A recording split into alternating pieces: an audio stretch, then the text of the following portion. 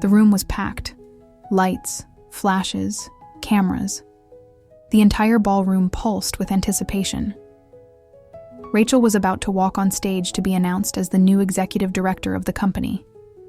The first woman to earn that title in nearly 3 decades. She had dreamed of that moment for the past 4 years. After so many long nights, sacrifices, crises, and perseverance, this was her time. With slightly trembling hands, she reached for her phone in her purse. She wanted to snap a quick picture before being called, but her fiancé's phone, identical to hers, was resting on the seat beside her. It buzzed. Absent-mindedly, she picked it up, thinking it was hers. The screen was unlocked. A message was us, still open. She finally got it. Now it's just a matter of time before I leave. Rachel frowned. That didn't make sense. She scrolled up, and then saw the name at the top of the chat.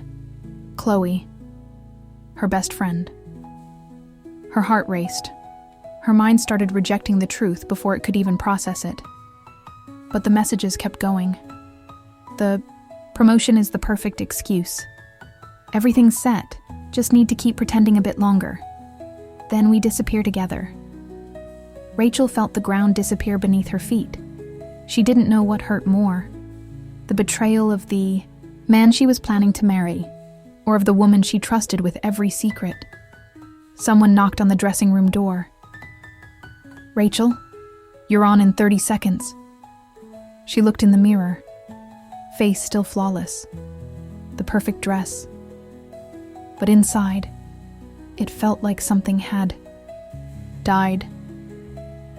She took a deep breath, put the phone back on the chair, and smiled. Not out of strength, but out of strategy. Because that night she wouldn't fall. Not in front of those people. Not in front of them. If anyone was going to lose everything, in that story, it wouldn't be her. The stage was glowing. Applause echoed. The CEO gave her a hug. Colleagues smiled.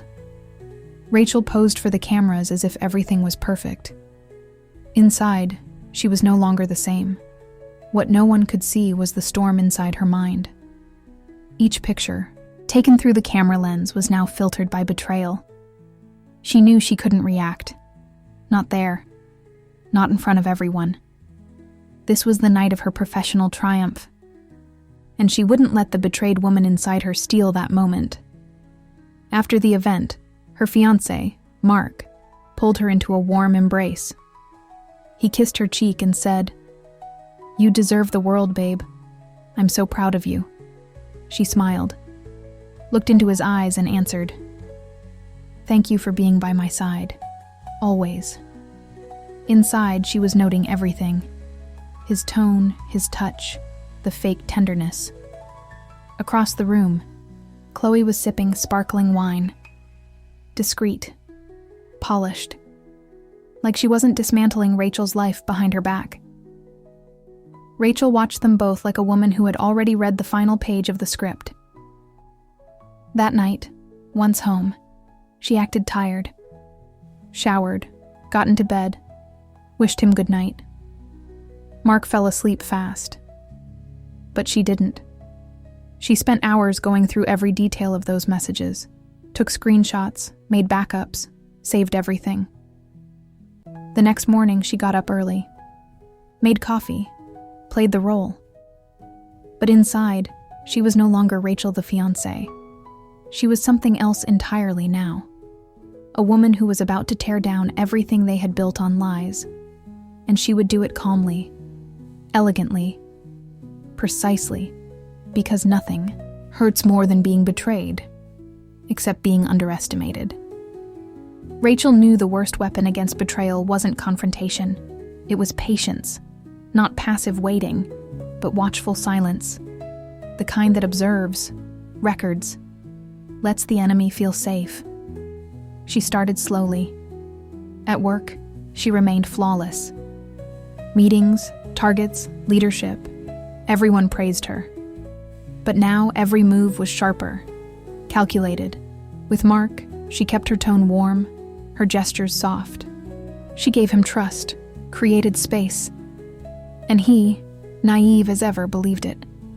Chloe followed the same script, sending memes, casual messages, words like, "Proud of you, babe," with smiling emojis. But Rachel no longer read them with the same eyes. She began encouraging them, subtly, asking innocent questions. "Did you see Chloe yesterday? She seemed a little off. Mark's been distracted lately. Haven't you noticed?" She dropped crumbs, watched them squirm. They both laughed, denied, deflected. Exactly what? She wanted to make them feel safe, because the fall would be much harder. The next step came the following week. Rachel invited Chloe for coffee. Just the two of them. Like old times. Chloe agreed instantly. "I want to celebrate you, Rach. You deserve it." They met at their favorite cafe, a cozy, elegant place they used to go in college. Rachel arrived with a gift, a minimalist necklace in a velvet box. "A keepsake for this new chapter. You've always been by my side." "Thank you." Chloe was touched, hugged her tightly. "You have no idea how much this means to me." Rachel smiled. But inside, she was marking the first step of the trap. That night, she used a burner number to send an anonymous message to Mark. She knows. She's just waiting for the right moment. And with that, the cracks began to spread, and she hadn't even started yet. Mark was nervous. Ever since the anonymous message, he'd been acting strangely. He came home early, sent random sweet texts. Twice, he tried to start awkward conversations like, "If you ever found out something bad about me, would you still love me?" Rachel played her part. "Why are you asking that?" He'd smile and say he was just being silly, just afraid of losing someone like her. She returned the smile. But inside, she tracked everything. Every slip, every glance.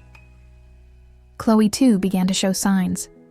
She canceled brunch plans, claiming a migraine. Vanished from social media for 3 days. Then reappeared, trying to reconnect with Rachel more than usual, small talk, compliments, nostalgic photos. Rachel didn't push her away. She let her come closer. Because soon, she'd need them both to be right in the center of the storm. The perfect moment came a week later. Rachel hosted a dinner party at home. Small, elegant, close friends and a few co-workers. Mark and Chloe were both there. The table was immaculate. Candles lit. Wine chilled. Laughter flowed. Glasses clinked. Rachel was the perfect hostess. During dessert, she raised her glass and said, "You know, I had the funniest déjà vu recently. I accidentally grabbed Mark's phone thinking it was mine. Almost sent a text to the wrong person. Can you imagine?" The room chuckled politely. Chloe looked down at her plate. Mark's smile faltered. Rachel sipped her wine slowly. Anyway, to fresh starts, to wise choices, and to time, which always reveals everything. The clink of glasses echoed. But for two people at the table, it sounded like a countdown. The trap was closing, and they didn't even know it. Rachel knew the time had come. She waited until both of them felt completely safe, until they were sure the worst had passed. That's exactly how she wanted it. The higher they stood, the harder they'd fall. It was Mark's birthday. He threw a fancy party, surrounded by friends, colleagues, and family. Chloe was there too. Beautiful, confident, close. Rachel didn't cancel. She arrived on time, stunning in a sleek black dress and a soft smile. She brought a gift, a neat box with a silver ribbon and a letter. When it was time for speeches, Mark stepped forward with his usual charm. He thanked everyone, made a few jokes, and then turned to Rachel. "And to the woman of my life, Rachel, who teaches me every day what strength and brilliance look like. You're my inspiration." Rachel smiled, stepped up beside him. "Thank you, love. I have something for you too." She handed him the box, asked him to open it there, in front of everyone. He hesitated, surprised, but nodded. Inside, the box, a USB drive, a photo album, and a letter. Confused, Mark held up the items. Rachel turned to the crowd and gently took the microphone.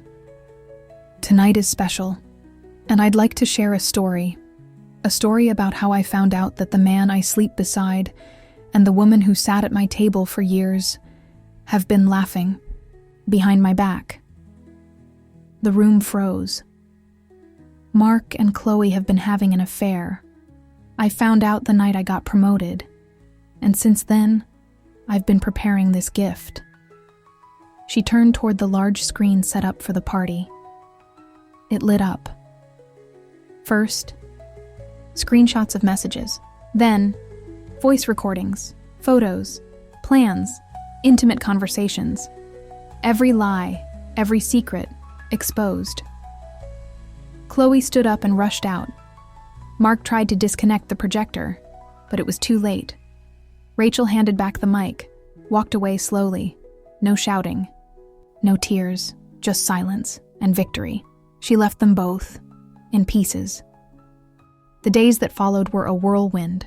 Messages, calls, whispers. The birthday party had become the talk of their social circle, and even in some corners of the industry. Some called her ruthless, others brilliant. But Rachel was at peace. She didn't explain herself, didn't argue, didn't gloat. She simply moved forward. At work, she remained impeccable, focused, composed, respected. What was once seen as ambition, now others called power. Not because of what she had exposed, but because of how she carried herself afterward. Chloe vanished, resigned. Mark tried to justify himself, then threatened her, then went silent. And Rachel, she bloomed. She started going to the gym, took up painting again, traveled solo for the first time. And one quiet afternoon, walking along the coast with the breeze on her face, she realized something simple. She didn't want revenge. She never really did. She just wanted to look in the mirror and feel proud. And now, she did. Not for having destroyed anyone, but for choosing herself. Months later, she was invited to speak at a leadership conference. At the end of her talk, a young woman raised her hand and asked, "You've been through so much. What would you say to someone going through a betrayal right now?" Rachel smiled softly. "Pain fades, but how you choose to respond, that stays with you forever. You can be a victim of someone else's lies, or the author of your own truth, applause." But inside her, what remained wasn't noise, it was silence, the kind that feels like peace. Rachel was never the same again. And that was the best part. She realized that healing isn't about forgetting. It's about remembering and not hurting anymore. She never went back to Mark. She didn't seek Chloe out. She didn't wait for closure. She simply lived. She understood that even after the worst betrayal, a new version of herself was waiting. One stronger, softer, wiser. Now, when she thinks of that night, the phone, the message, the spotlight, she doesn't feel anger. She feels gratitude, because in that moment of betrayal, the woman she truly was finally woke up. If this story touched your heart, don't leave in silence. Like this video if you believe strength can come from the deepest wounds. Comment below. What would you have done in Rachel's place? Share it with someone who needs to hear this today. And subscribe to the channel for more stories that turn pain into power. Thanks for being here. We'll see you in the next one.